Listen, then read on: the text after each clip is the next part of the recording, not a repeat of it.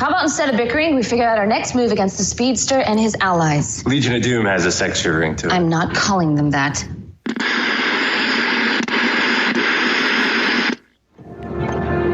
Is it smaller than a Quinjet? That's classified. And yes, considerably. You set out to break my heart. Well, mission accomplished. Lucifer? No. No more manipulations. This feud that you have with Father, I refuse to be caught in the middle any longer. I am tired of being a pawn. So no more. I'm done. Someone's being dramatic.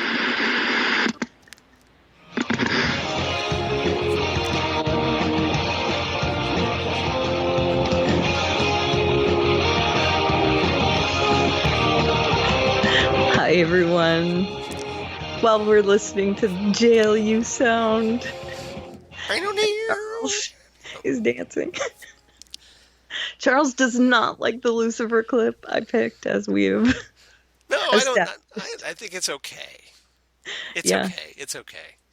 All right. Just a little overly dramatic on that one. Yeah. Charles himself was doing a little overacting. I was. I was kind of mocking Tom Ellis in that one. Yes. Just a wee bit. Yeah. My cougar was getting upset with you. Oh, really? My inner cougar. Uh-oh. Uh-oh. It's all right. That's not good. You know, I vamp on the Tom Ellis. Gulp. It's all right. So welcome to episode 91, part B of the Fandom Zone. The Wrath of the Phantom Zone. That's right. It was Star Trek 2, wasn't it? Yep. No, actually, the Wrath of Khan. Yes. Yeah. That was 2. Was it 2? 3 was Search for Spock. 2 was Wrath of Khan. Okay. Yeah, it's the even ones that are good. Generally. Yeah. Except for Nemesis. Right. Because that was a hot mess. Yeah, that was. Okay. And now they're all good. Yeah, they are. Despite what a lot of Trekkies that can't handle J.J. Abrams. Yeah. I hate to break it to you guys. I gotta say, they're good. Lens flares could go though. Well, they do. I mean, there's too many of them. Yeah, that's. He's got a thing about those. Well, and that's why you didn't see him in The Force Awakens, did you? Right. No, I didn't. Because somebody finally got a hold of him, and he finally figured out, okay, maybe I should dial it back on the lens flares. Maybe you should. Yeah. Not necessary. Yeah. Okay, so hold on. What is this bizarre segue that's already? We just got into this. No, we didn't. That's true. We've been talking for like an hour and a half now. Right. So episode 91, part B of the Fandom Zone. We're going to be talking about The Flash 3:11, Legends of Tomorrow 2:10, Agents of S.H.I.E.L.D. 4:12, and Arrow 5:11, which I haven't seen, but yeah, we'll knock that out real quick. Yeah. But although there are a lot of important developments in this one. I know what's in it, but it's pretty stupid. Okay. Yeah, we'll get into that. I'll save it for then. Okay. I won't rant now. I'm going to watch it. Ranting later. It's the day I had my procedure done. Got it. So I was weird. I was put out completely. More weird than usual. Weird. I was under anesthetic for that. So that whole day is kind of missing. Well, then you definitely should have been recording because that would have been the bomb, yo. No, not. We've established that Karen on meds is the great thing for our show. No, I was out cold. Okay. There's no way I could have recorded. All right. Okay. So I missed Arrow, and then when I miss a day, it's hard for me to make up. It throws you because you got so much going on. Right. Right. So I just haven't really gotten around to watching. That's okay. All right. So The Flash, which you did watch. Yep. Dead or Alive. Dead or Alive. Dead or Alive, you're coming with me. Wanted. Wanted. Dead or Alive. All right. My sister-in-law Lisa, huge John Bon Jovi fan. Yeah. She named her daughter JJ after is Jovi Jade. That's the girl's name. Jovi Jade Brockhouse. All right. So my niece is but they Well- call her JJ. That's kind of cute, Yeah. though. But I got it. It's so, kind of cute. little If you're side going to note. name her after a famous person, that's cute. Right. Jovi. I like that. Jovi. Yep. All right, so who... Teleplay by Zach Stentz, and apparently this is his last with the Flash for some reason. All right. He's not doing any more. Directed by Harry Girgian, or Girgian. Okay. Girgian. I'm not sure how that's pronounced, but there you go. And what's our A, B, and C, Karen? We have A story, Gypsies, Vibes, and Thieves. Very nice. Gypsies, Vibes, and Thieves. It's the rockin' the Cher. Yep. You do a B very good story- Cher impression, by the way. Oh, well, thank you. Yeah, that was good. Thank you. B stories, Danger Girl. Danger Girl, nice. Comic reference. Mm-hmm. And C stories, Crisis on Infinite Earths. Right.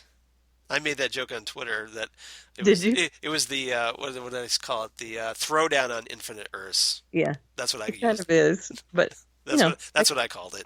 I had to use it, Crisis. Yeah, that's fine. And Alt Flash, because What? someone has decided to swap out a Flash. Right. Well, hopefully, alt Flash is better than alt right. And that was kind of the gag I was going for. I figured, but yeah.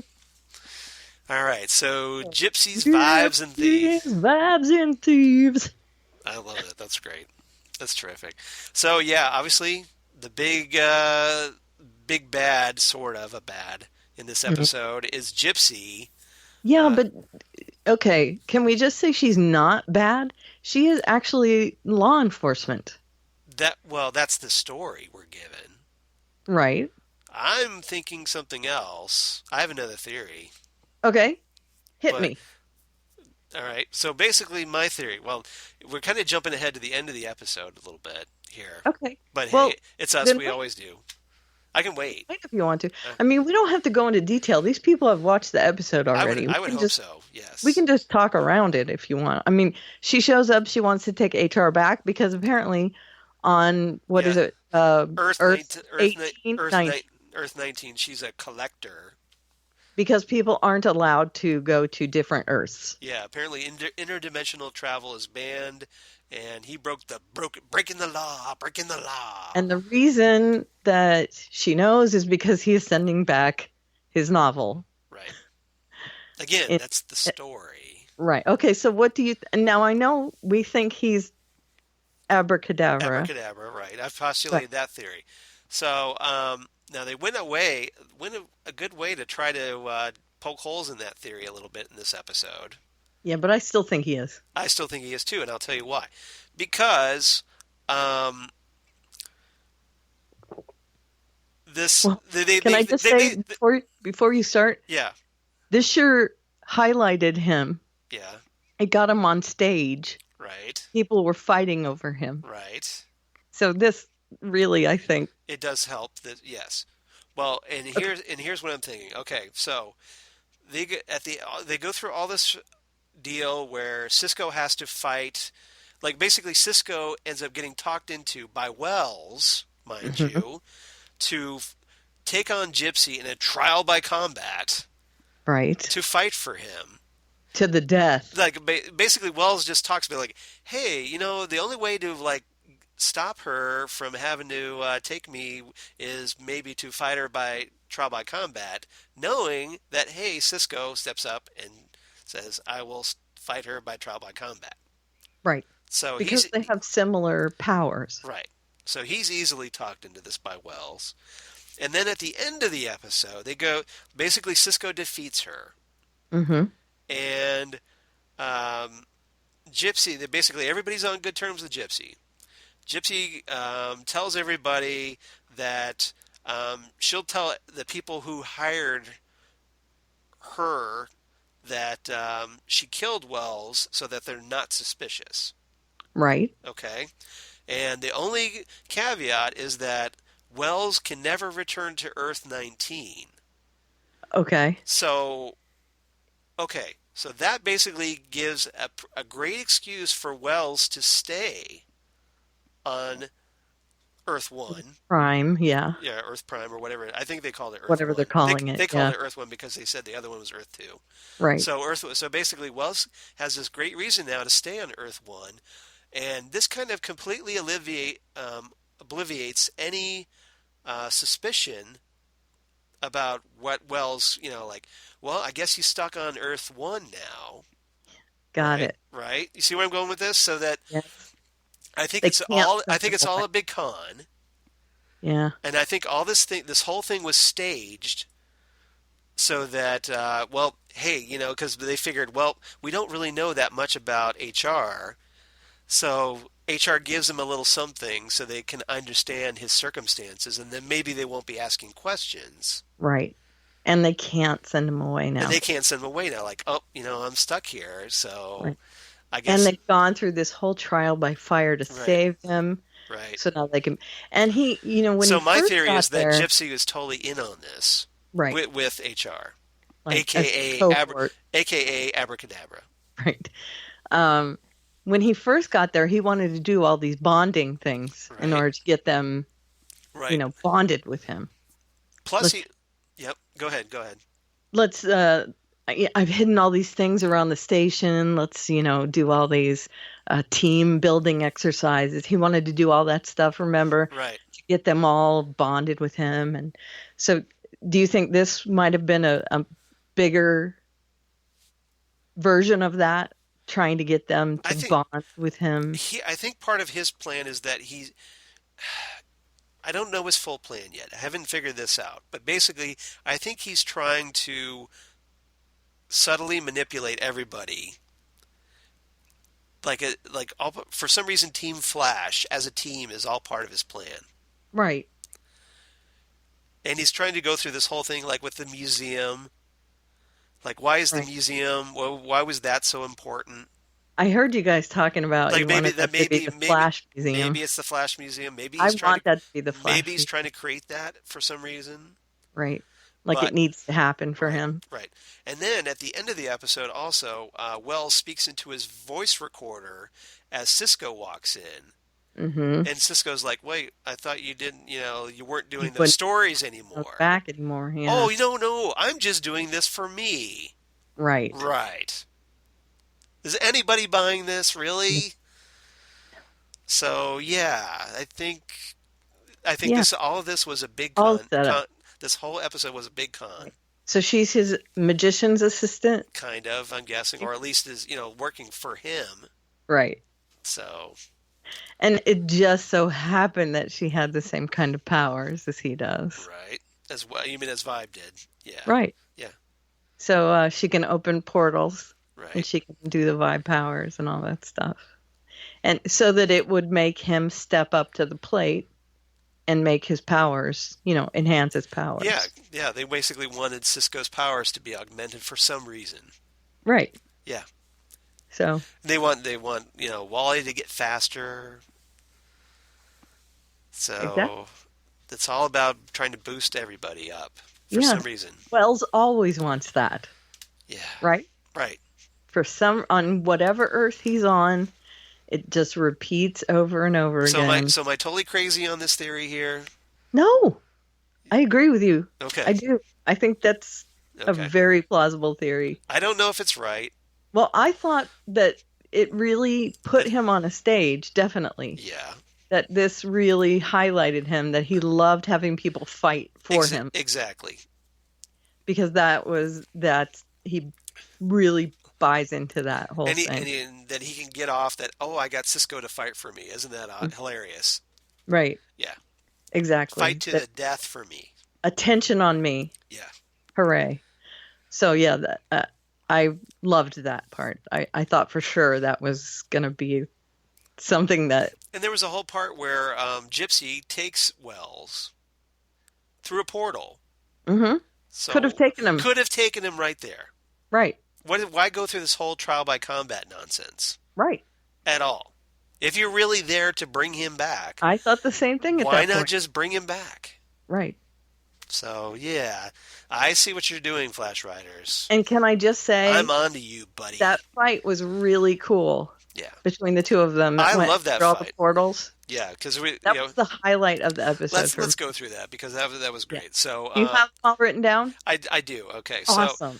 So basically, obviously, they start fighting in this field, Mm-hmm. and then Gypsy vibes Cisco to a rooftop. Mm-hmm.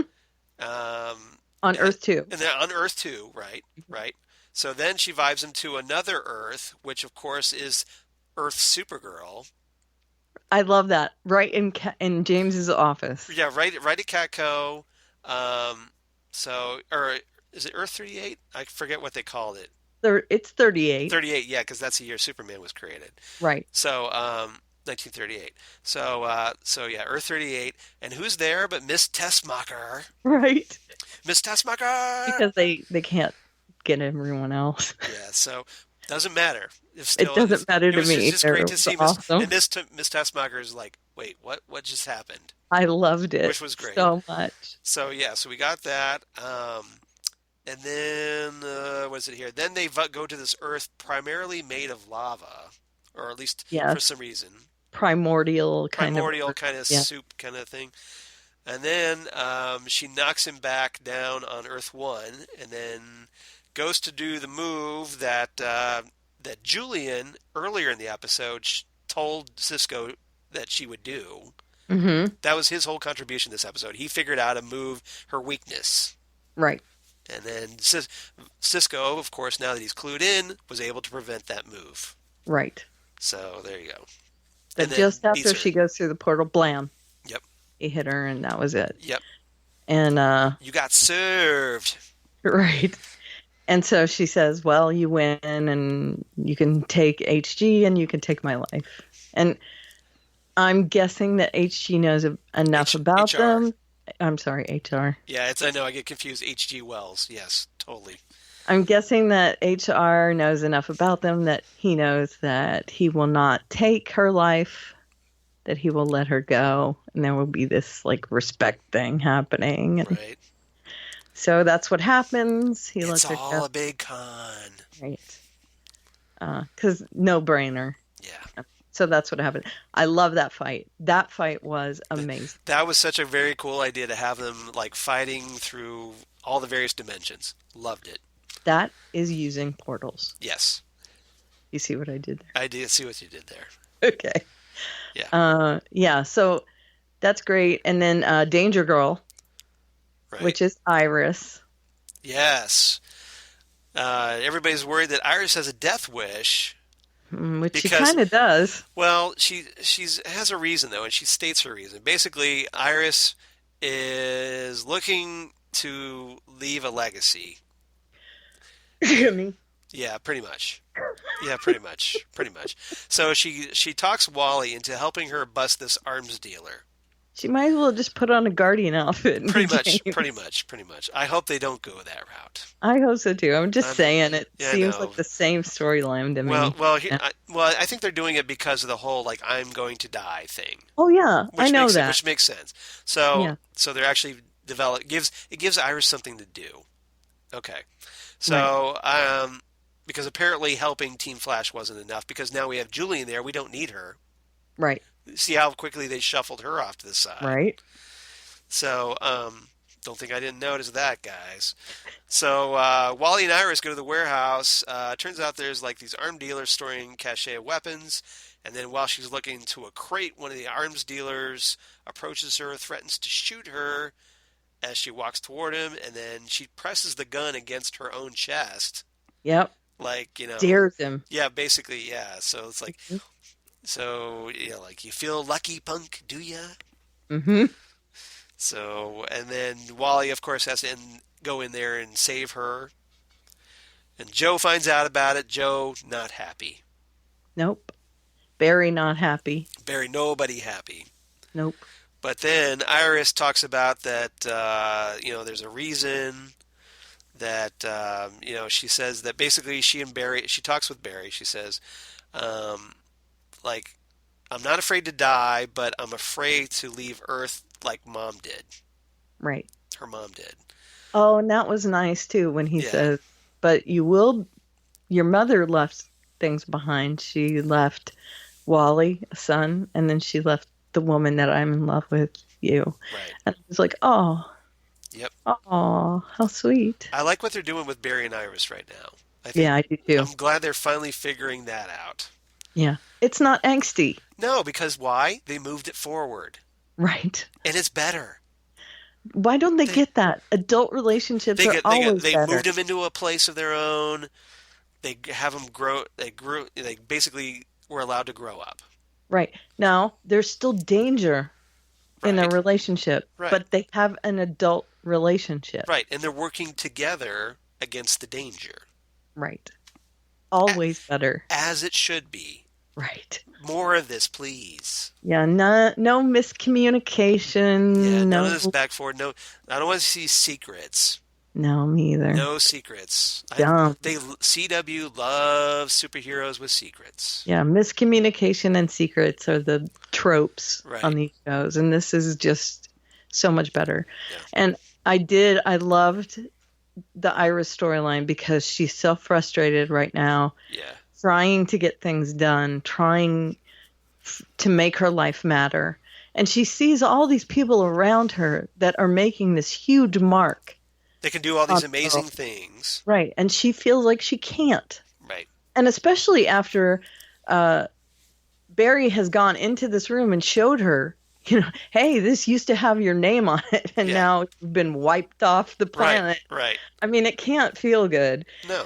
So she really feels like she has to leave that kind of mark somewhere. And it hurt me to watch her feel this way in this episode. I really felt for her. But that was good, though, because it made Iris more sympathetic as a character. They wrote her very well in this episode. And there have been episodes where I just didn't care one crap about her. Right. She could live or die if all you cared. Yeah, exactly. I liked this. I felt like I wanted to save her. Well, it's also because, she's now like emotionally committed to Barry that we have an emotional investment because we care about Barry. Right. But not just I like her for her in this episode too. I agree, but also because, Barry cares about her, so therefore we can care about her too, is my point. Right. We're more invested in her because of that. Right. Yeah. She's great on her own. She's great on her own. Right. But, but we want to see the relationship continue. Right. When she was with Eddie, now, I didn't hate either of their characters. Right. But I wasn't invested. No, you didn't care about Eddie at all. You just saw him as the threat. Because you wanted Iris with Barry. The only time I liked him is once he learned about Barry being Flash and he started getting invested in things, and that was like, okay, I dig him. Then they killed him off. Right. Or did they? Because he's coming back. Rick Cosnet's coming back to the show. I know. Well, alternate timelines. Well, remember what Eobard's doing on Legends of Tomorrow, but we'll get into that a little later. We will. In a few minutes, actually. Okay, and then all of this leads to Barry coming up with this idea that in order to change the timeline, maybe it's going to look the same to him with him looking on, but Wally will be able to come up behind him and save Iris. Yeah. He tells it, and this is the direct quote. He says at the end, I wrote this down, "I've been looking at things the wrong way. I'm not going to save Iris from Savitar. You are." Right. Dun, dun, dun. Right. And I'm assuming that means he's going to come up behind Savitar and grab Iris before he can do anything. But again, Barry's not the fastest man alive, apparently. Right. I don't like that. He should be. He should be the fastest man alive. Well, there is, of course, that theory that he is Savitar, so he is the fastest man alive. Ooh. I hope not. I don't like that theory. I don't want Dark Future Barry. He can change that, though, in this timeline. I know, but I don't want that. Just saying. Yeah. All right. So what's your rating? Make it interesting. Yeah. storyline. I give it 8 sucker vibes instead of sucker punches. Right. Sucker vibes, because they both sucker punched each other with the vibe beam thing. They did. I didn't like that. I thought that was just they're both, like playing dirty. And It was playing dirty. I didn't like it. I liked it. I thought it was okay. It wasn't right. They were flirting with each other too. Yeah, I know. That was good. Yeah. Actually. So I liked this episode. Thought it was very cool. I love the interdimensional fight. I thought that was such a great idea. I loved that.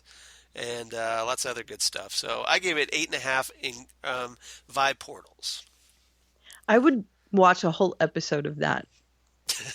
Just the two of them fighting through portals. They probably couldn't do it because of the effects budget, but I don't know. I know, a half an hour episode. How about that? That would be great. And they could fight a little more. Yeah, they on each plane of existence. Right. Yeah, I agree. Right. And they could use, their powers. But I did like the rapidness.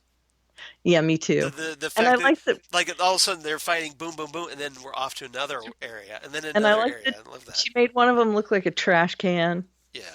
And they went into it, and, that was cool. Yeah. She can make them look like shapes and stuff. Nothing like Gypsy in the comics, mind you. No. Because Gypsy is, now for those who don't know, unless you're like old school comics fans like me and you, Gypsy and Vibe were once partners on the Justice League of America, Detroit. Yeah, very close. The Detroit years. Mm-hmm. So back in the day, in the 80s. So do you think that was kind of with Vibe and parachute pants? An homage to that? I think so. Well, think about it. We've got Vixen in a version of Citizen Steel. Well, we got Citizen Steel was a version of Commander Steel, right? Or the Steel that was in Vixen, Justice League. We got Vixen. So the 4 of those, all we need, like, I keep waiting for the elongated man to show up. Yeah. We got the Martian Manhunter on Supergirl. Yeah. We could pretty much have the Detroit League. We need Zatanna. Good. Yeah. So. You need to watch Justice League Dark. Well, yeah, I know, because Zatanna's in that, yes. Yes, she is. Yeah, I love it. And, that would be an entrance into the universe, at least. Yeah. So. Well, but the animated movies are completely different. They're not. Hello, Matt Ryan is playing. That's true. Matt Ryan is doing the voice. But, yeah, it's the same character. Yeah, but it's not really a DC extended universe thing. It doesn't. It's the same guy playing the same character. I agree. I agree. Okay.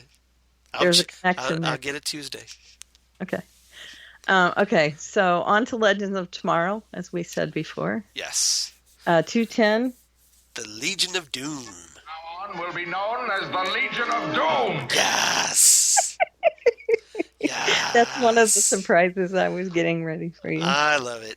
Yes. Yeah. And I'll have that on the board from now on. And that's even better because of what Nate said in this episode. Yeah. That's exactly what he was referring to. Yeah, basically the Hanna-Barbera cartoon, which was awesome. I love that Easter egg. Like, oh yeah, the Legion of Doom. That was this Hanna-Barbera cartoon I watched as a kid. Right. Which is? Very meta. From now on, will be known as the Legion of Doom. Yeah, that was Lex you ought right? to do the our little meanwhile thing on top of it. I can't do it together, but I can do it. Right after. There we go. From now on, will be known as the Legion of Doom. Nice. And then, if you watch the clip, Challenge of the Super Friends. They're actually watching the Super Friends talking about becoming the Super Friends just before they form into the Legion of Doom. And then they talk about where they're going to put their headquarters. And Captain Cold wants to put it under an iceberg. Right. And Gorilla Grodd wants to put it in the jungle. It's kind of funny the way. And then they all settle on a swamp because, Swamp. So basically, Solomon Grundy wins that argument. Yeah, pretty much. But why not the swamp? Who wants to go into a swamp? Well, so we're great. Our headquarters in the swamp because we couldn't get anywhere cooler. Right. Well. Yeah.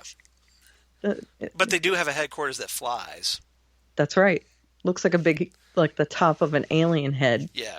Which is awesome, and it's like purpley and gross, and it's cool. It is cool. It is cool. Okay, so I have that. All right. So written by Phil Klemmer and Mark Guggenheim, directed by Eric Leneuville. So the first two showrunners. Yep. And just a director. Do you know what he's from? Has he done anything? I do not know. Okay. So my A story is Memory Banked. Okay. Yep, that's going to be Rip. Yes.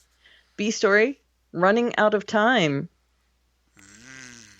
Eobard. Yeah. Running. Yep. Out of time. Right.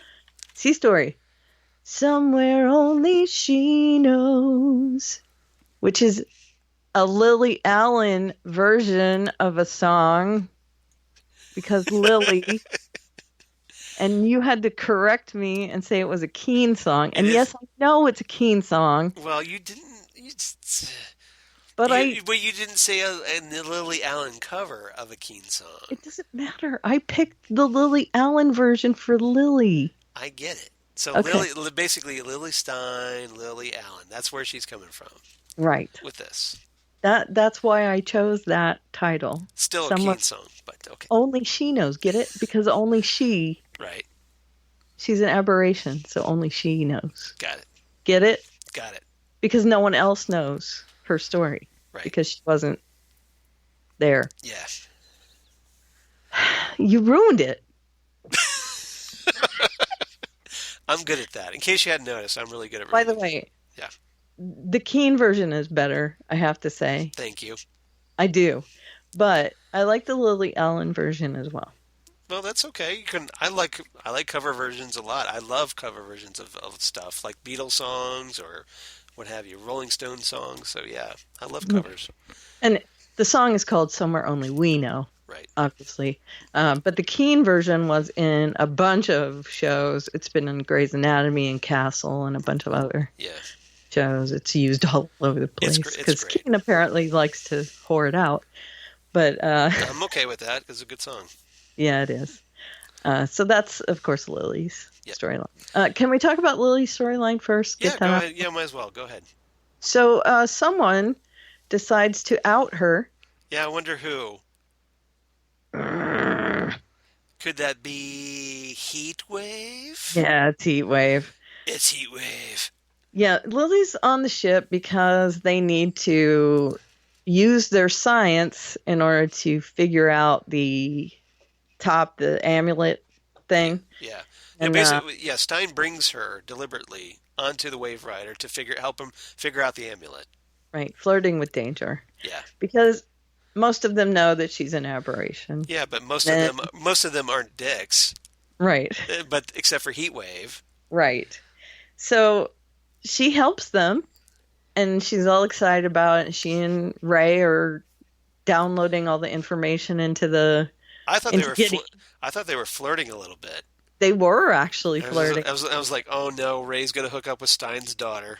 Well, it would be great, actually, if they did. They are quite a match for each other, I think. I agree, but yeah, I'm just like, was Ray? Don't you agree? I agree. Yeah, they're an intellectual match for each other. He just got out of the whole thing with Kendra. It's been like almost a year since Kendra. Yeah. Fine, and they never really. No, they didn't. Well, they were there for like months together. Remember in the 50s? Still. He's an adult. He can move on. Okay. And she's great. And before that, it was Felicity. Felicity wasn't that long. He proposed to her. He was fiance. She was his fiance or something. Really? Yeah. Come on. All right. He can go out. He can be a dog. He can go out with her. Okay. I'm all right with it. I think they could have a lasting... And then the one before that was his dead girlfriend. Okay. So... You can move on from a dead girl. He's got a bad track record. That's all I'm saying. And? I'm okay with it. Okay. I think he can move on. We still haven't gotten Jean Loring yet. Maybe he's healthy enough to move on. Let's hope so. So maybe they change time and he changes Lily's name to Jean.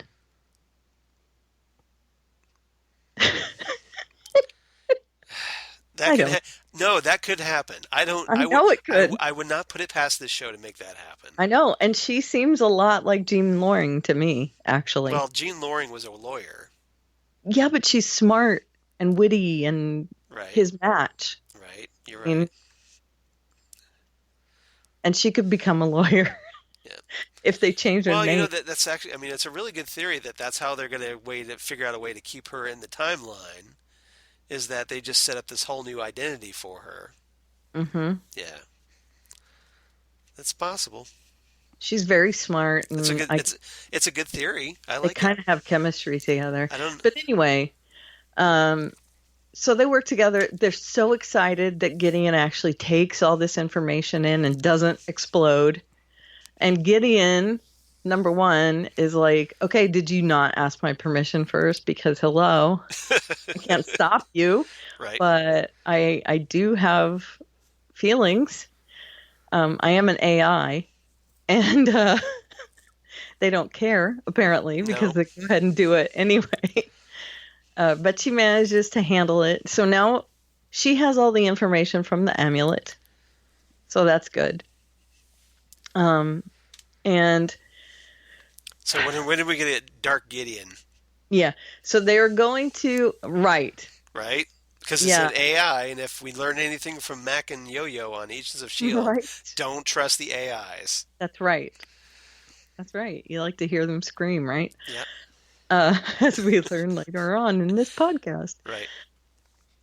So they decide they're going to celebrate. Do you have any champagne on the ship? And as we've learned, they don't go on beer runs, Mr. Man.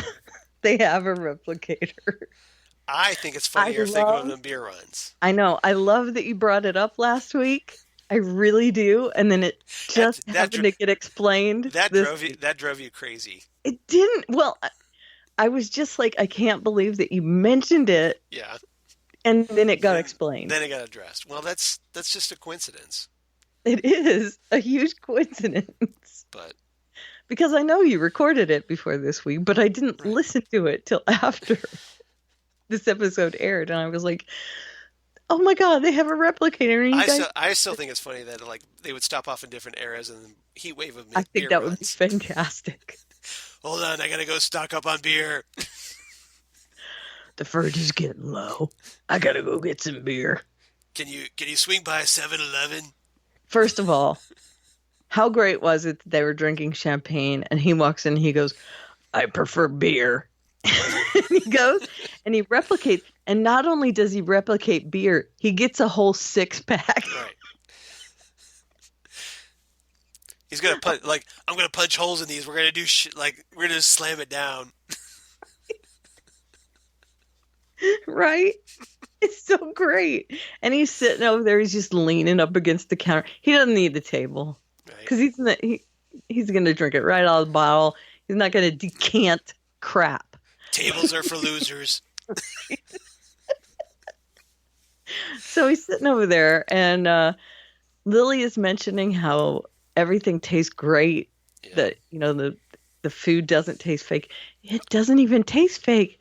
And, of course, Rory, being the king of tact. Did you want to punch him in the face? Yes, I did. For doing this? Yes. He says, "Well, fake food for a fake person." And Ray is not happy. Yeah, well, Martin shoots him a look. Like, "Oh, no, you didn't." Right. Right. And Lily says, "Okay, I don't get it. But you guys have been tiptoeing around me this whole time. I don't understand what is happening. What are you saying?" And to me, if someone had said that to me, "Are you saying I'm fake? What are you saying?" Yeah. That is rude. You are rude. I would go over there and pop him right in the nose. Supervillain. Hello. Yeah, that's true. It's what we do.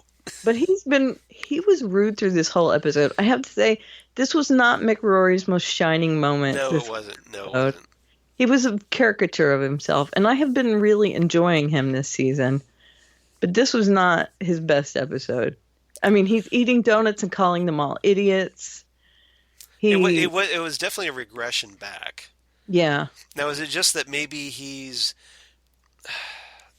because of the whole issue with the Captain Cold, that where he's hallucinating, seeing his dead partner, and Martin's making this point that it's like maybe there's something emotional going on. Yeah, I'm guessing that he's just deliberately acting this way and trying. Yeah, that he's mopey and he's pissed off and taking it out on everybody else. Yeah, but that doesn't mean he gets to act like this.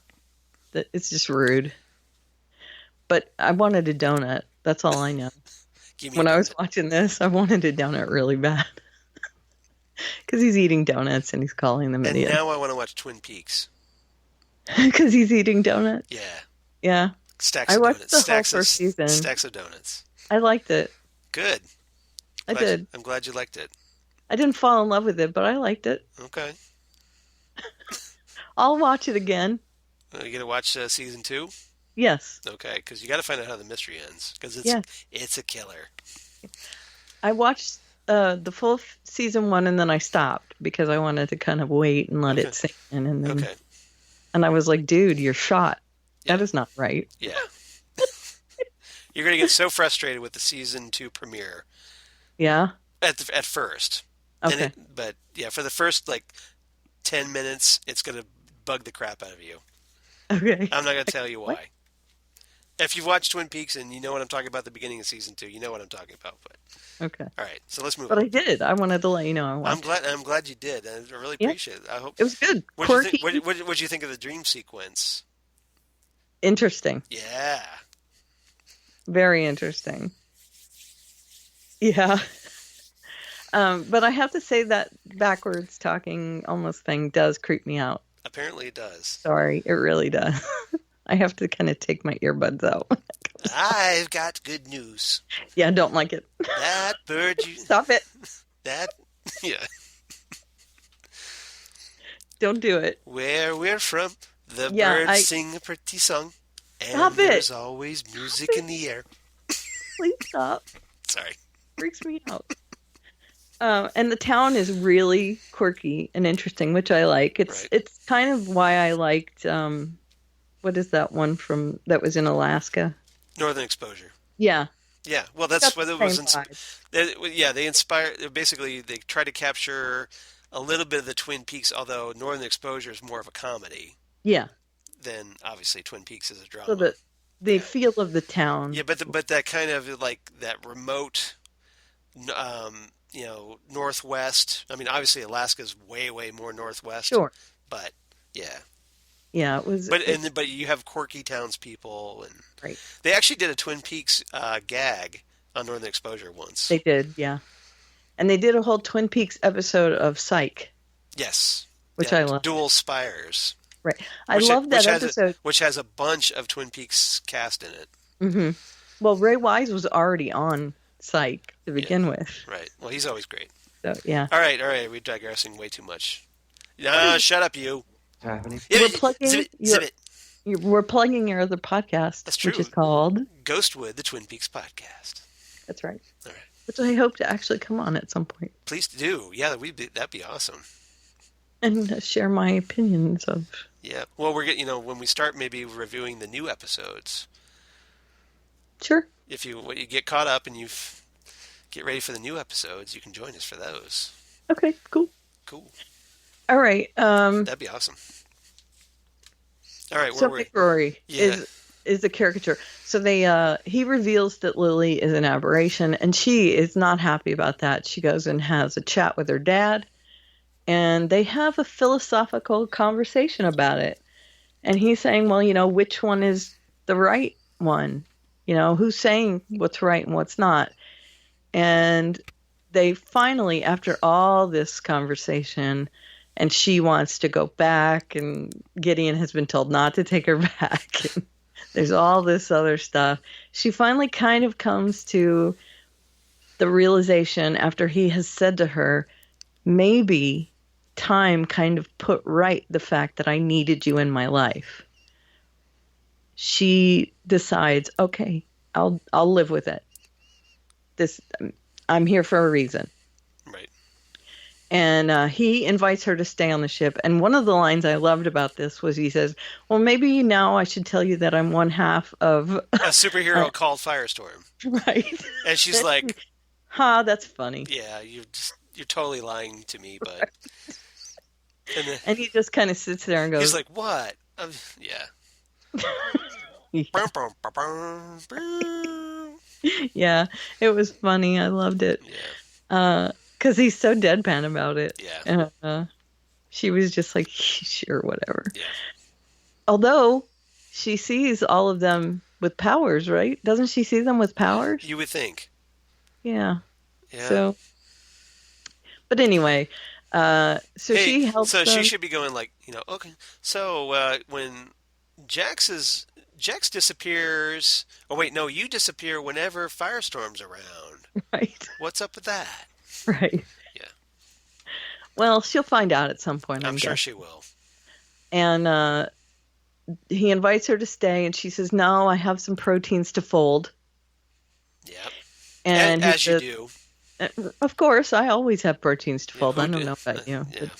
And he says, well, get home and get to folding those proteins. And she leaves the ship, and that we've come to this conclusion that Lily wants to stick around. And that's a good thing. I like her. So that's cool. And that also leaves her open to be on The Flash because she knows Caitlin. True. So she can be on The Flash or Legends of Tomorrow. Right.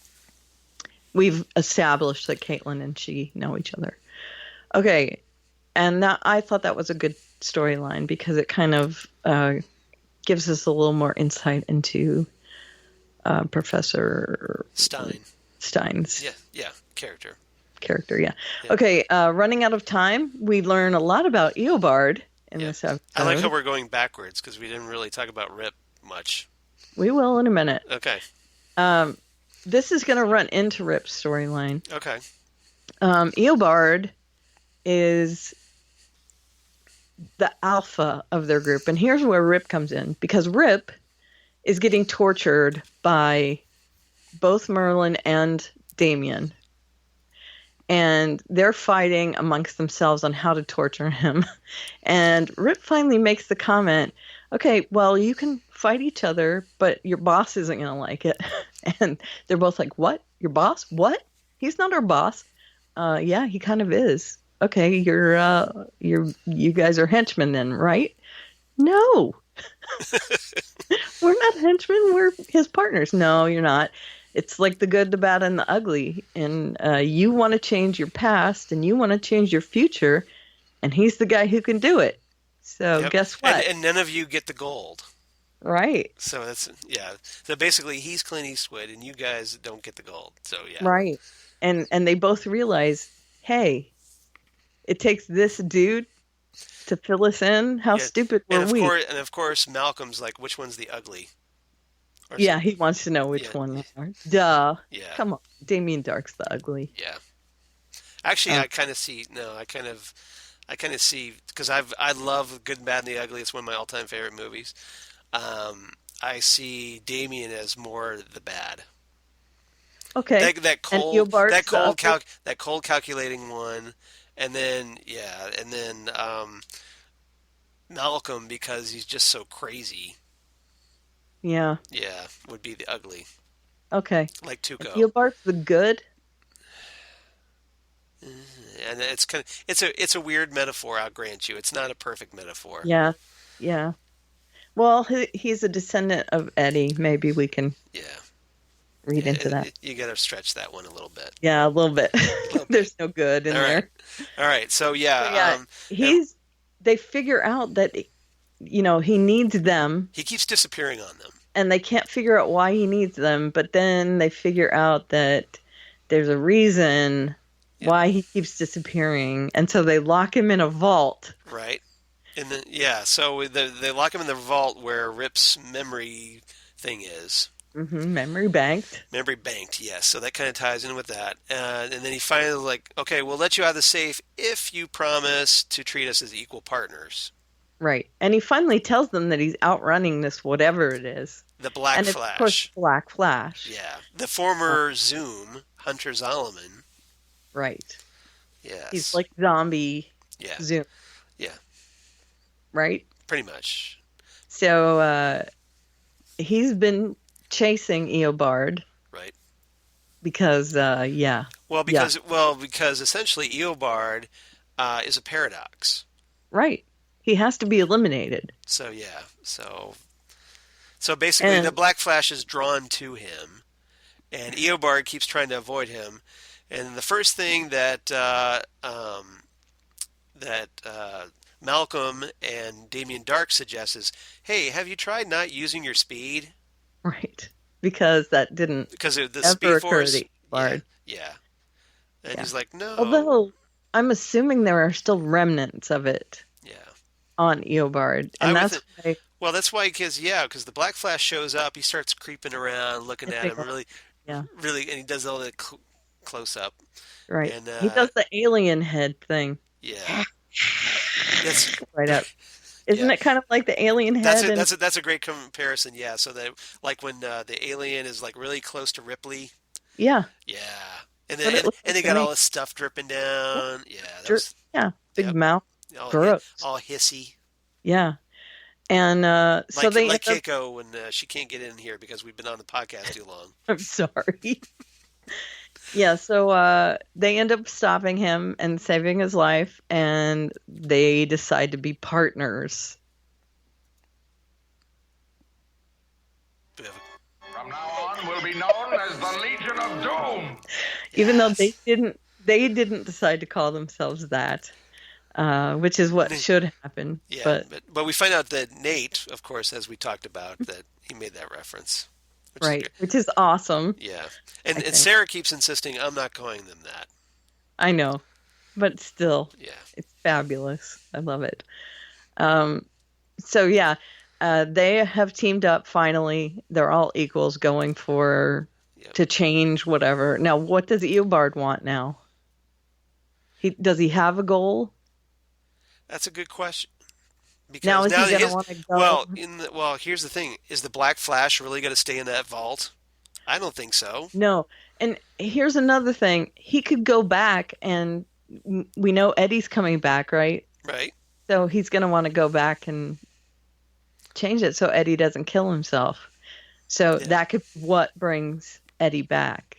Him actually changing. And they've talked about how the Black Flash may be crossing over between the shows. Right. So this could be a storyline that carries over to the Flash. Right. Easily. Right.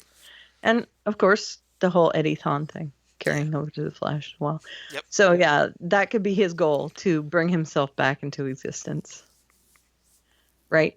I think so. I think that's totally the plan here, is to, like, okay, I've gotta reset things so there I can get the Black Flash off me, and, time is restored. Make myself alive. Yeah. Again. Yeah. Yeah. And do you think that will kind of reset Flashpoint? Let's hope so.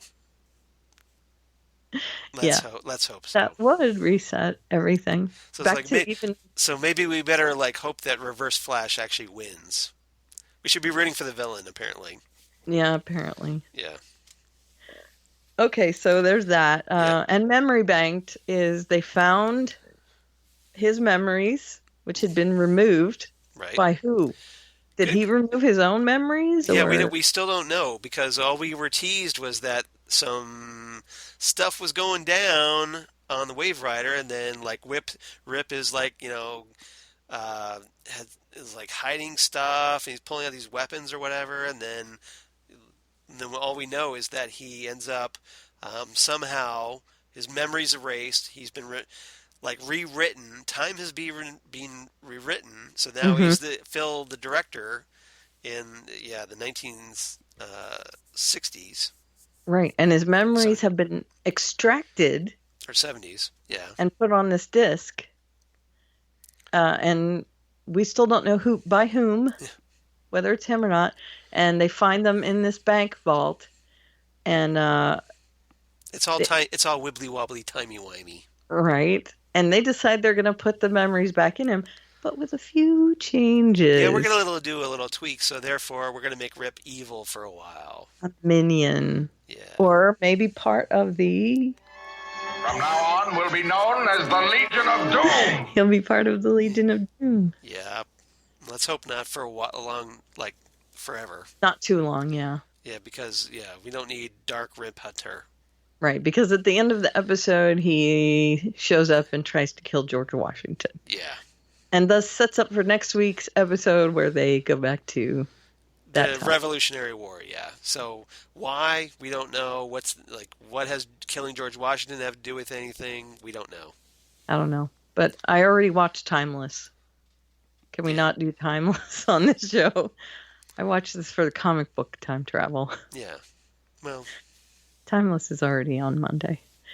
It's only because Doctor Who won't cover the Revolutionary War for some reason. Yeah. Have you noticed that hasn't happened? I know. They go way back to because it's an English show. It's not an American show. I agree.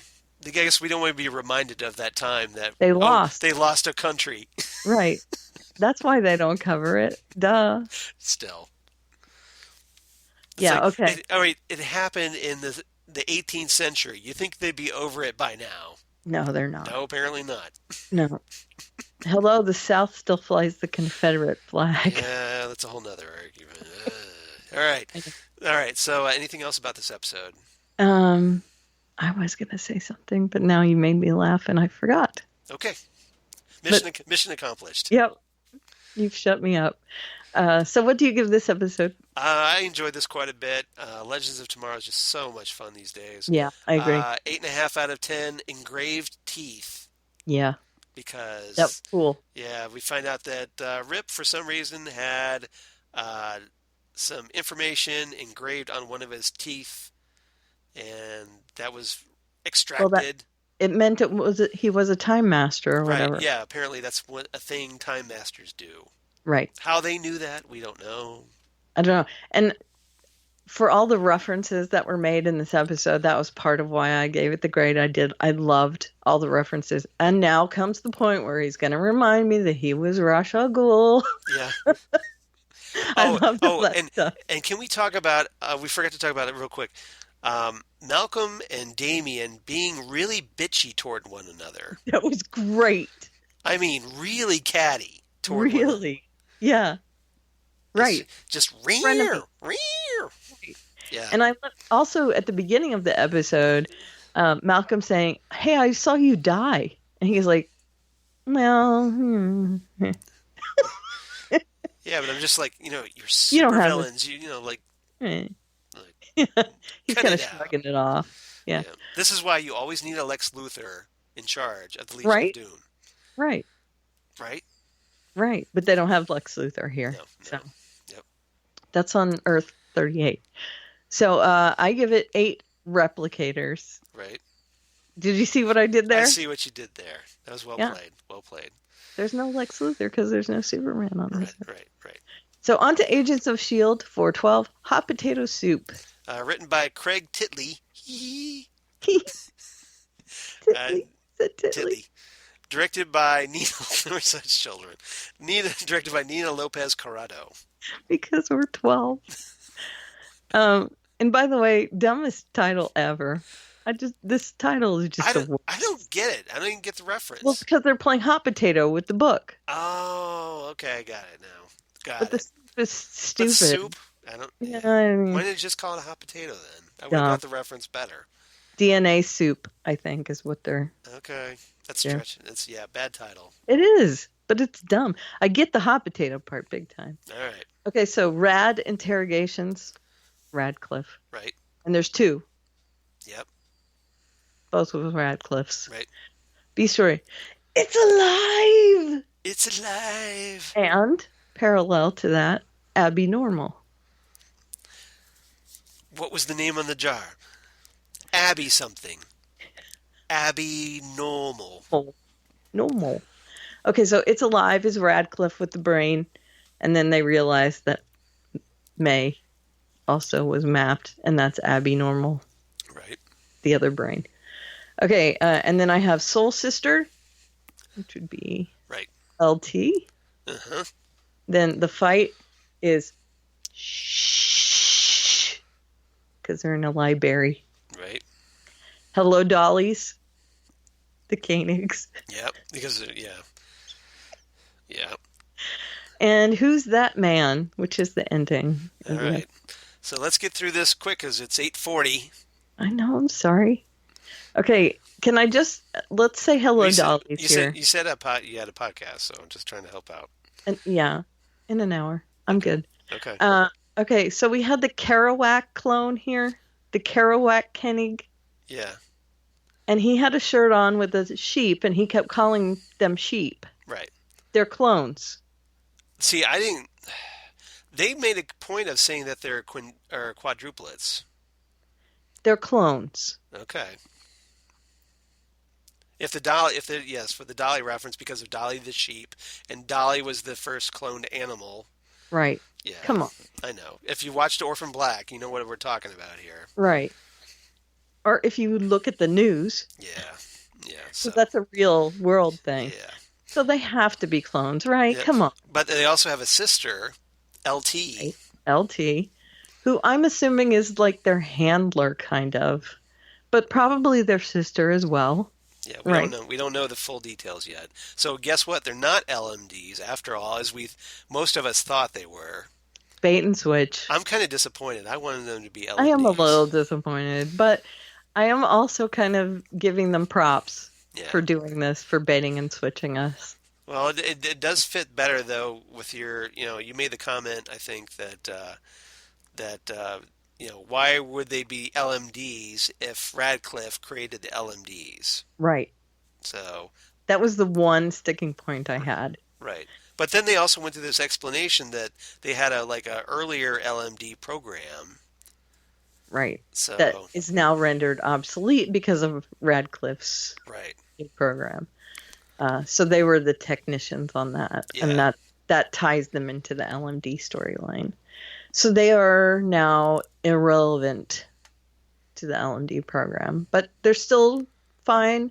The Kerouac Koenig is slam poetrying it.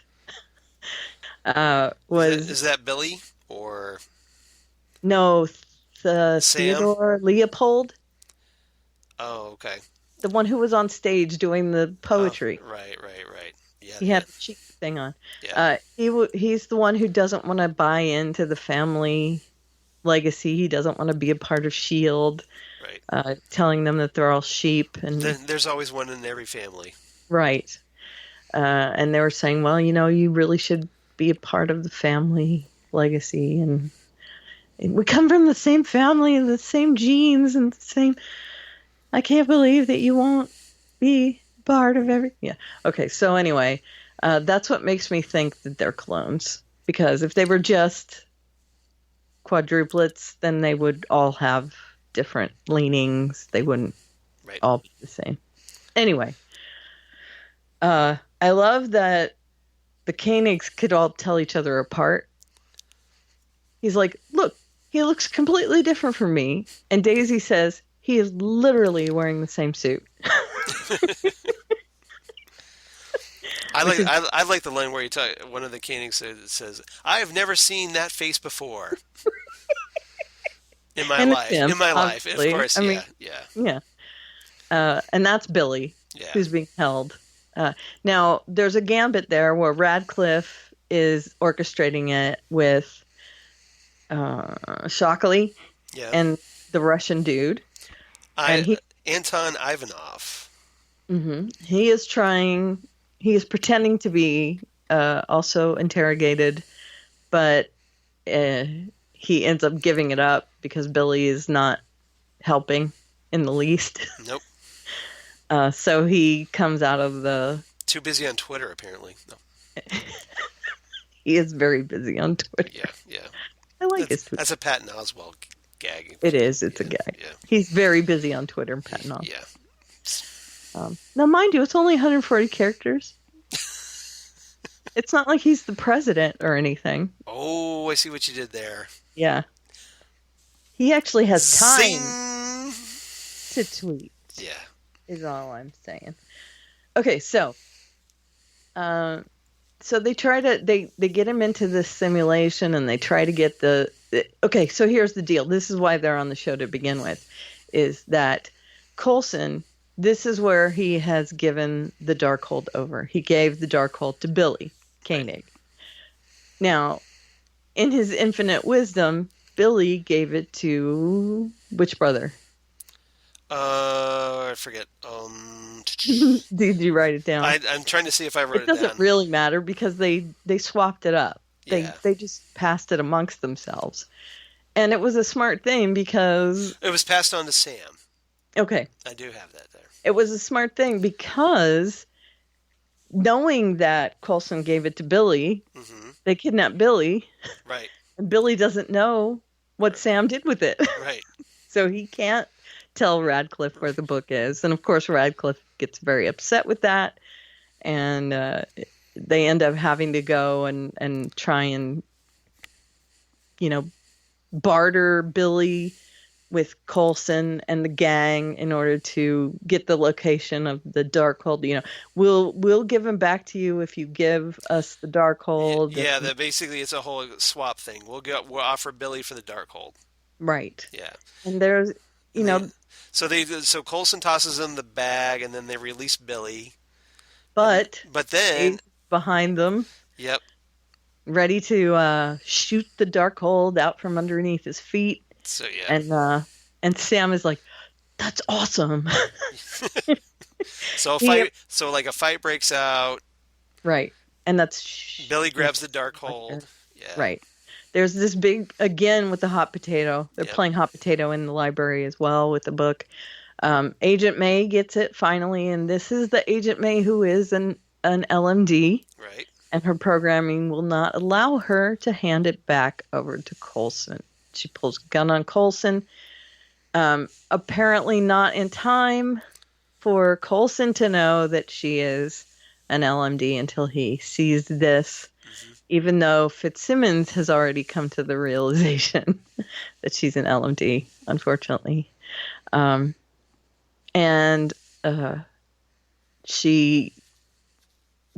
There's a scuffle. Daisy ends up injuring her, and they get it away, and then another scuffle, and she ends up getting it back, and then Radcliffe comes and takes it from her and abandons her, and tells her that she was disposable, essentially. And he gets the Darkhold. Yes. And so they have Agent May, the LMD Agent May, and they've burned all the other LMDs that they have, Radcliffe and except for the May LMD, because Coulson's like, well, in case we can't find the real May, this is all we have left. Right. I don't get that. I don't. Unless you go really creepy with that thought. I know. To its conclusion. His eyes were very shiny. That's all I can say. Yeah. Very gross. Yeah. Because they did share a moment in the library. Bow chicka wow. Right. I'm not going to play that because she's a robot and that was gross. Although I will play it. Just like a sex doll. What's the big deal? Can I play it for now, for this, where Sam is talking to Quake, and he talks to her about the fan fiction that has been written about her. Yeah, that's true. And how there is shippers for her and Black Widow. And they are called Quack. Yeah. Basically, Quake and Black Widow. Right. Yeah. And she's just sitting there going, I'm not hearing you. I don't care.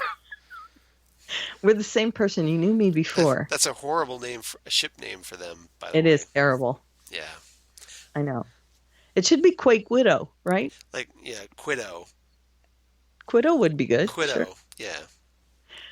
Okay, so there's that. That was a funny moment. So there's that, the interrogations. Okay, LT is cool. Yep. I liked her. The actress that played LT is on an early episode of Brooklyn Nine-Nine where she plays a psychic who's also a shoe salesman. And I liked her there. Are. Right, I liked her there as well. That's funny. But in this, she's very good. I liked her. She's very assertive. She's definitely like the bullying older sister. Somebody's got to keep those Koenigs in line. Right. And I like how she said, I hated doing laundry. You have no idea about the DNA. Oh. And I was like, gross. I Oh. didn't want to hear that. La la la, not listening. Right. La la la. Yeah. Okay. Right. But she was great. And I'm assuming there's going to be more with her Yep. because they kind of left that open. Right. And then at the end of the episode, We got the teaser. right, the Russian talks to Radcliffe about Coulson, that Coulson was alive, or was dead, and now he's alive. And of course Radcliffe knows who Coulson is. So Yeah, apparently the superior, Anton. Is that who he is, though? Yeah. I mean, well, here's the thing. He wants to destroy the Inhumans and Right. that which brought them upon the earth. and he thinks that's Coulson. Yeah, he thinks that's Coulson because, hey, Coulson's there when Thor and the Hulk and all this, and it's like, Right. so what's the And connection really, here? He wants to get rid of anything that caused the incident, right? I mean, is that he's talking about Yeah. that? And the thing over in Malkovia or whatever it's called. Oh, yeah. You mean Sokovia. Thank you. You're welcome. That thing. Yeah, that thing. All I right. was mixing that up with Supergirl. Right. So what's your, you mean Markovia? Yeah. Yeah, you know what I mean. Yeah. So, so what's your rating for this? I gave it 8.5 quack shippers. Because I liked it. It was a good episode. It was good. I give it 8 Koenig brothers. Even though there are only like 4 of them, but That we know that of. we know of. Yeah. That's true. There could always be more. Yeah, we were introduced to some that we didn't know in this episode. As anyone who's watched Orphan Black can tell you, they can pull out some more clones anytime. They sure can. Whenever the story needs it. They have a budget. Yep. Okay, so Arrow, 511, Last second show. chances. Second Chances, written by Speedweed I love his name. and Sarah Tarkoff, directed by Mark Bunting. Okay, can we please get an episode of something that is written by Speedweed and directed by Eagle Eagleson? That would be the best thing ever. Speed Eagle. I would ship them in a heartbeat. Speed Eagle. Speed Eagle. Oh my God, that's awesome. Well, there you go. So start running off to Tumblr and writing some fan fiction. Let's do. All right. All right, so All give right. us your title since I didn't watch this. Yeah, you didn't watch this one, so we're going to run through this really quick. So my A story is Sonus, not Sonar. Okay. Because a lot of people were confusing the bad guy, Sonus, Sean Sonus, who's actually a really obscure Green Arrow villain called Discord. Okay. That, of course, that Kreisberg wrote when he wrote Green Arrow and Black Canary. I see. So that's how he actually surfaced. Hello, showrunner. Yeah, pretty much. But a lot of people, because he has sonic abilities, confused him with the Justice League villain Sonar, the Green Lantern villain Sonar, I should say. Okay. Who's like from back in the day. So, so that B story Hoodwinks, as in hood, because we get the origin of the hoodie, right, from season 1, right, and then C story Dinah's everywhere. Yeah. You like those? Okay, I know this much. Could he turn down any more people for the job? That's Nobody's just good enough for him. That's the tip of the iceberg for me on this long rant I could do about this episode. I know they're trying to get people to fill that slot. Now, why are they trying to get someone to fill that slot in the first place? That's all right. So, okay, I'll tell you what. All right, we might as well get into Dinah's everywhere. Yeah, let's do that. Okay. So, the reason that Oliver is going through this whole thing is supposedly when Laurel was dying and he whispered something to him. Okay. Apparently, her last wish was, find me like a Black Canary successor. Don't let the legacy die. Yeah, whatever, basically. Something like that. Can you hear my eye rolls? So Oliver is now like, okay, we got to get a Black Canary successor because I needs me a Black Canary. So why did he wait till now? Good question. Well, I guess we had to wait for the right person because nobody was good enough. Because nobody else could use a sonic device. Nobody else could put on a blonde wig and fight crime. So, yeah. Okay. So basically, they go through this whole thing. We get a flashback sequence at the beginning of the episode. Not our usual flashback, because that happens later. But we get a flashback sequence at the beginning of the episode to, of course, 3 years ago in Central City. What happened 3 years ago in Central City? Oh, yeah, that damn particle accelerator. So we had that, and we find out that old Tina Boland, who's played by Julia Harkavy, Right. She was a cop in Central City 3 years ago who ends up captured by a mob guy, who, of course, is Sean Sonis, our bad guy in this episode, because, hey... Gotta have sonar. Gotta have the same thing. So right as the Sean Sonis was going to kill her partner, the particle accelerator goes off just as she's screaming, of course, which gives her which automatically gives her the ability to have sonic scream. Right. Because that's how it works. Because that's how it works, apparently. Right. Mm-hmm. So apparently superheroes in the Berlantiverse can only get their powers from that particle accelerator. No other way can you get. Why is that? Except they did have one that was in another city, and he had powers. Remember that? Yeah, and nobody could figure out how he got his powers. Right. But it's just like comic books. We can have all kinds of ways you can come up with superpowers that doesn't have to involve the damn particle accelerator. Right. Just saying. Yeah, I know. Okay, so that's just one rant, but anyway. I know. So okay, so it was a hot mess. So I did. It was basically a train wreck. So I know I'm kind of spoiling my grade, I guess, on that one. So basically they track down Tina Boland. She doesn't want to join. She's like, leave me alone. Well, she's antisocial already. Right? Yeah, pretty much. And Oliver is so insistent toward her. Like she wants nothing. She wants nothing to do with him. Yeah, he was turning down people left and right, and they were all like saints. Mm-hmm. But he wants this chick. Yeah, apparently this is the one. For some reason. I think he has a hero complex. Do you think? Among others, but yeah. So of course, he keeps pressing her. Mm-hmm. And he intercepts her from attacking Sean Sonis, who, of course, has this... He's a metahuman, too, because obviously. Right. And because obviously. Right. So, Tina... Well, basically, Oliver... They try to recruit her, and then, they rescue her. Tina apparently doesn't want to listen to Green Arrow. Mm-hmm. So, in infinite Oliver wisdom, he reveals his identity to her. As always, because... Even though she doesn't want to be part of the team. Because why do we even bother having a secret identity? Right. So, he offers to, help her take down Sonis and leave. No strings attached, really. Even though I really want a new Black Canary for some reason. Right. It's imperative I have a new Black Canary. And you're the one. And I've told you who I am. You are the chosen one. Right. Yeah. So bring me the knife. Yeah. Pretty much. So you've got Green Arrow, Tina, and Wild Dog.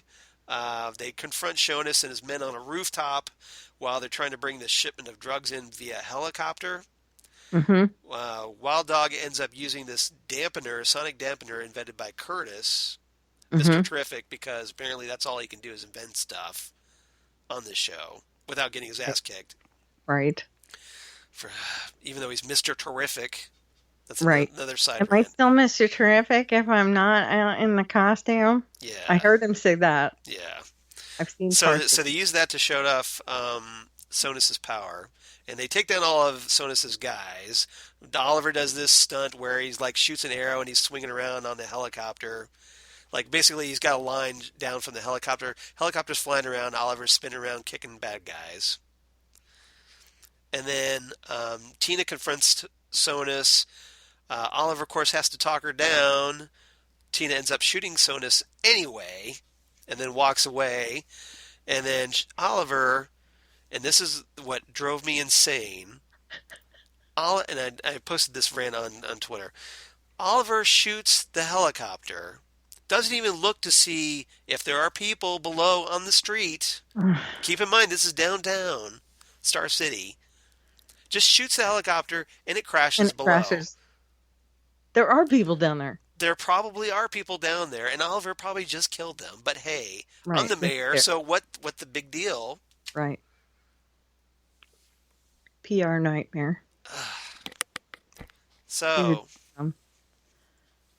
anyway, so that just made me like, really? You didn't even bother looking to see if that street was clear. No establishing shot that the street was clear. Anyway. Oh, I guess it's because it's night. Nobody's going to be there. Nobody goes out at night. I wouldn't go out at in a night. big city. No offense, but I wouldn't go out at night in Star City. No, but a lot of people do go out at night. Yeah, I know. Especially in a big city, because I live next to a big city. And can I ask you, Felicity and Curtis were going onto the dark net? Yes. Yeah. That's a whole. Yeah. I'll sidetrack into that. So let's talk about that. Okay. Okay. So we had Felicity ends up meeting up with the dark web contact that discovers she's basically a younger version of herself, complete because basically mini Felicity. Right. Right down she's all like she's goth. adorkable. No, she's not in the goth thing yet. Oh, okay. So she's just blonde. Basically. Okay. She's got glasses, of course, and she's talking really fast and all this. Okay. So basically, season 1 Felicity. Okay. Okay. So apparently, this woman works for an organization called Helix, which is essentially like a WikiLeaks. Okay. Okay. So the woman wants. She says that Felicity was such an inspiration to her, so therefore she wants to inspire Felicity to become a hacktivist. And of course she used the word hacktivist again. Right. Well, that's actually used in the real world. I understand that, but, it just sounds so forced. I know, it's lame. Yeah. So basically, she gives her the information to exonerate Diggle, who, as you remember, is in the slammer still. Right. So... And, they get that information to the vigilante. DA Adrian Chase. Right.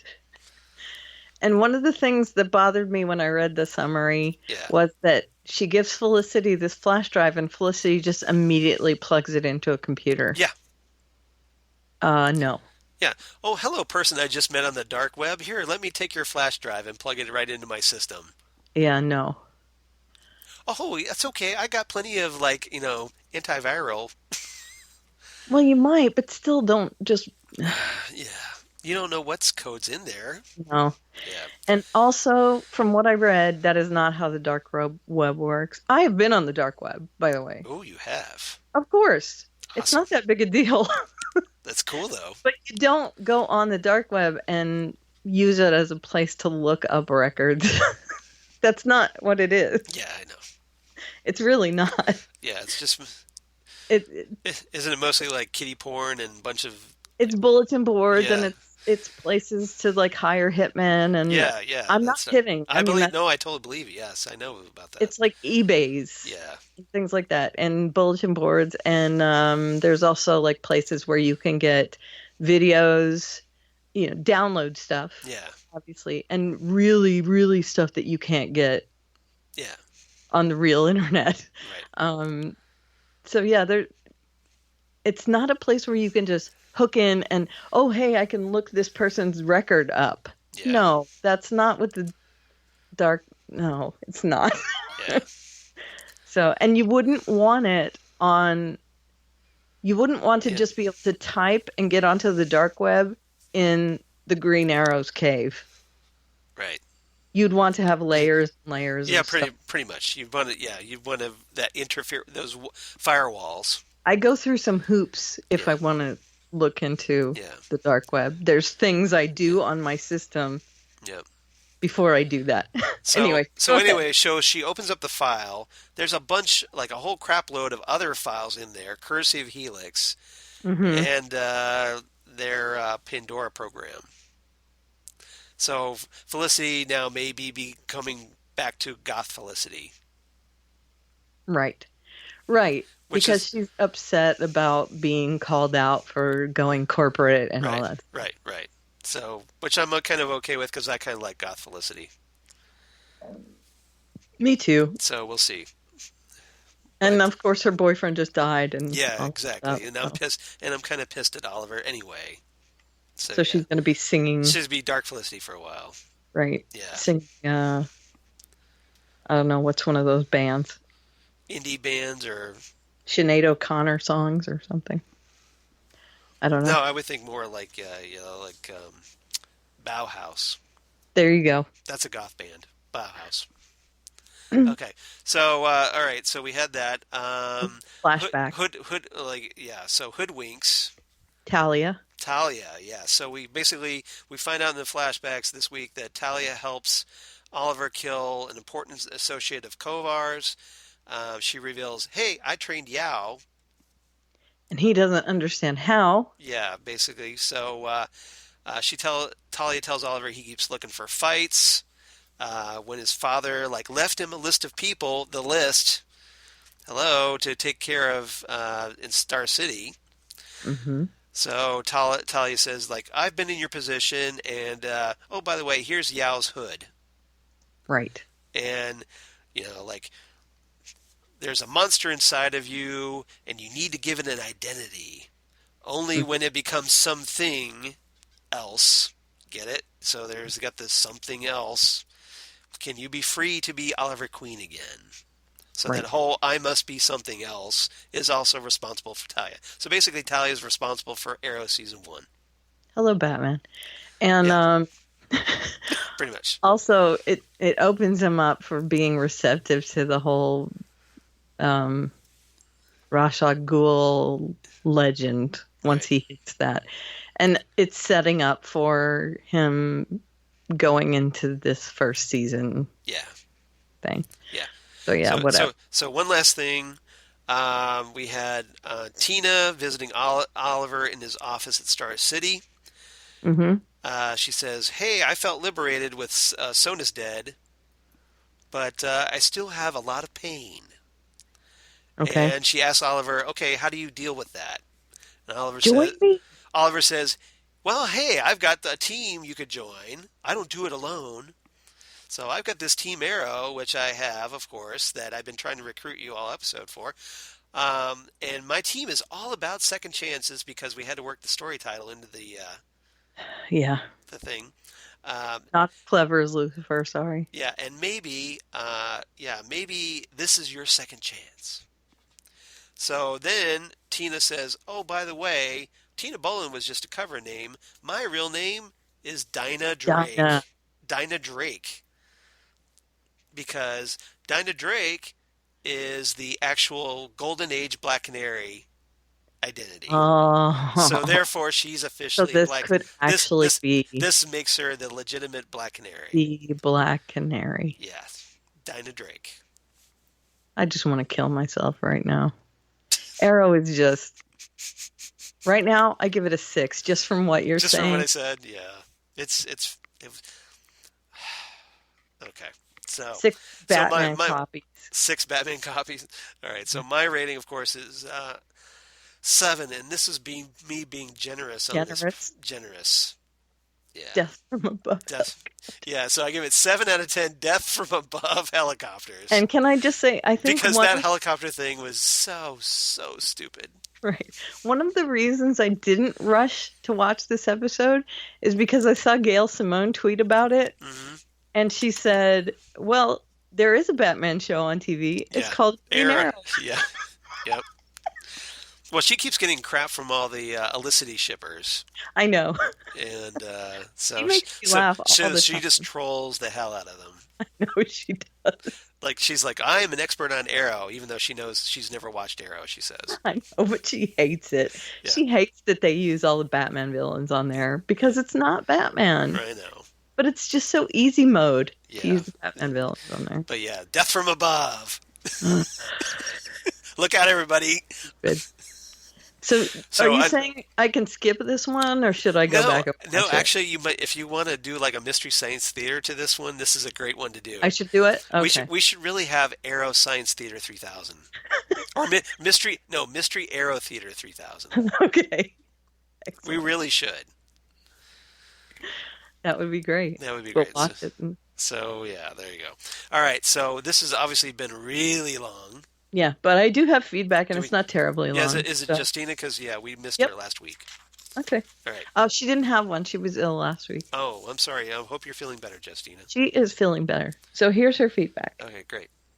Hi, Karen and Charles. What a wonderful week Justina. from TV. I loved Superhero Kindergarten on Supergirl. Glad to get some more Martian backstory. And the scenes between Mon-El and Kara at the end melted my heart. For a total of 9 out of 10 cardboard casualties. Beating along to Flash, vibing is a really cool meta-human power. And I enjoyed this Cisco-centric episode. 8 out of 10 rescue plans made out of Legos. The medium is not important, Barry, just focus. So we got a new Canary on Arrow. I think Sarah Lance will always be my favorite Canary, but I'm willing to give this Dinah Drake a try. There was nice mirroring between the storylines between Oliver and Talia and Oliver and Tina/Dinah. It was fun watching Felicity be a hacktivist, and Arrow gets 8 out of 10 post-it notes from speedsters. And Legends. They let a villain do the monologue. Oh, wait a minute. I guess villains are always monologuing, aren't they? I really enjoy that even when it's not a crossover week, fans of all 4 shows are rewarded for watching all the shows by these little pieces that they put in. This week, we were able to see the death of Damien Dark from a different perspective on Legends than we saw it originally on Arrow. I like the concept that in 2025 there's a piece of technology that you can save all your memories to, so that possibly we can get all of Rip Hunter's memories back.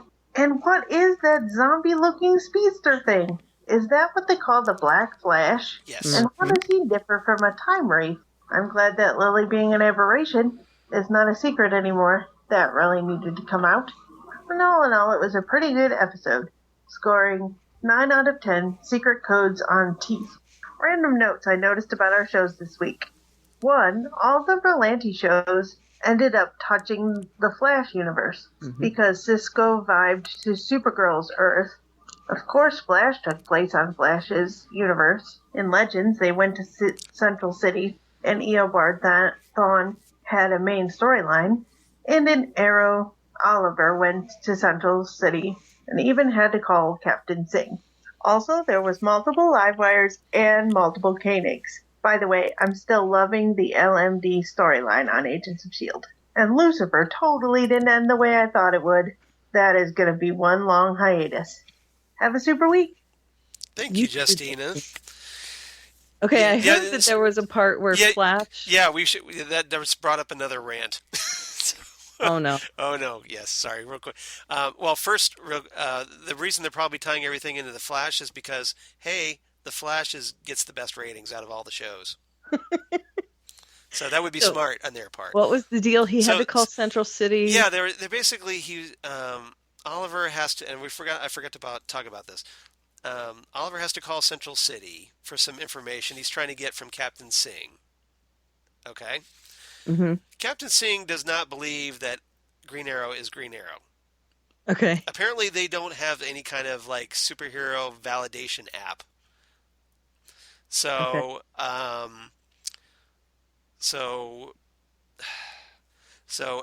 Green Arrow texts Barry for help.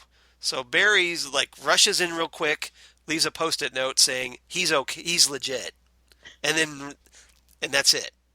And runs back out. Well, basically runs away. Well, so Singh sees that Flash is giving him the A-OK. And but here's the thing: it's like, okay, Oliver texts Barry. Barry has to stop whatever he was doing. Right. He could have been like, with Iris. Sure. I'm sorry. I've got to stop what I'm doing just because you didn't have your superhero identification card. Right. He could have called this Oliver, though, right? Something. He could have called his Mayor Queen and gotten the information. That's what I'm saying. Yes, yeah. That's easy enough. Yes. Okay. So. But it was kind of a fun. It was a whole big. It was just basically an excuse to like, hey, here's the Flash in the fastest cameo ever. Because it was just like blinking, like whoosh, he's gone, and that's it. Yeah, I do have to say I like the little crossover thing with the Flash on Supergirl's Earth, though. That was fabulous. Yes. So yeah. that was a great episode. Yes. Okay. All right, so that's it. If you want to reach us, we're at fandomzonecast@gmail.com, facebook.com fandomzonepodcast, or at fandomzonecast on Twitter. I am at Aliveria, and I have a new address for my blog, which is allystuff.com. Yay! But the link is still in my bio at Aliveria. And you are? Of course, at Charles Skaggs on the Twitter machine, at Charles Skaggs on the Instagram, Google Plus for you crazy kids on the Google Plus. Thank you for the shout out last week. Oh, you're welcome. It doesn't feel right if you're not here. I know. You're not doing it. Facebook, I did it when I listened, by the way. Facebook, of course. And my blog of geeky things. Damn good coffee and hot. And hot. There you go. All right. Where I talk about all of these comic book shows and more. And much more. And much more. Lots of stuff I posted this week. So please check it out. And then, of course, I'm also on my other podcasts, Next Stop Everywhere, the Doctor Who podcast with Jesse Jackson, who filled in last week. Thank you, Jesse, for filling in. We really appreciate it. Lots of big news about Doctor Who this week. Lots of big news about Doctor Who. So, and then also... Let the hating begin. What?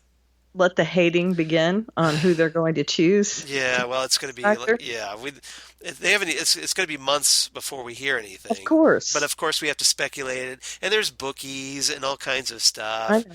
And then there's all these names that will, like, they keep bringing back like previous doctors as possible replacements. It's not going to be a previous doctor. There is never going to be a previous doctor. Nope. No. So forget it. So why even bother putting it in there? Right. But anyway.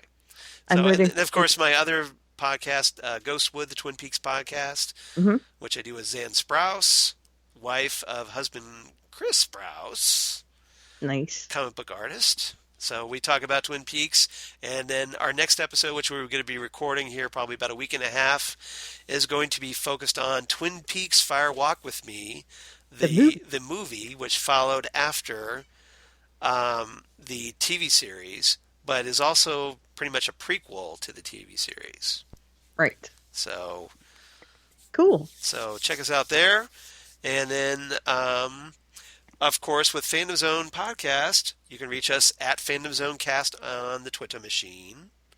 Right. I said all that. You said all that. Yes, I did. Okay, I must have zoned completely out. It's okay, I did. All right, I'm glad you did. I said it. I just want to make sure it was said. So. Okay, Fandom Zone Cast on Twitter. Yep. Talk to us there. Oh, and talk to us on Facebook, please. Oh, and I'm 18 followers away from 500 on the Twitter machine. So nice. So help a brother out. At Charles Skaggs, everyone. I got a few followers because of the Blazing Saddles Donald Trump post got retweeted a lot. Nice. So it's the one where you probably may see it, but it's the one where basically it's a GIF of the whole sequence with the governor of Lepetamine, where he's sitting there going work, work, work, work, work, work. Right. So. Nice. Yeah. I like it. Yeah, it's great. So. Well, good. So yeah, help me get over 500. I really appreciate that. Will do. Personal favor. All right. And I guess next week we will talk about, we lose Gotham and Lucifer, but we pick up The Walking Dead. The Walking Dead. And no, we don't get The Walking Dead next week. We get Legion next week. Oh, Legion. And then the week after is Walking Dead. Okay. So yeah, we get Legion. It was close. So yeah. I was on a week off with The Walking Dead. I know. I can't wait for The Walking Dead to come back. All right. So that's it for us this week. Yep. And we'll talk to you next week with number 92, getting close to 100. Bye, everyone. Bye.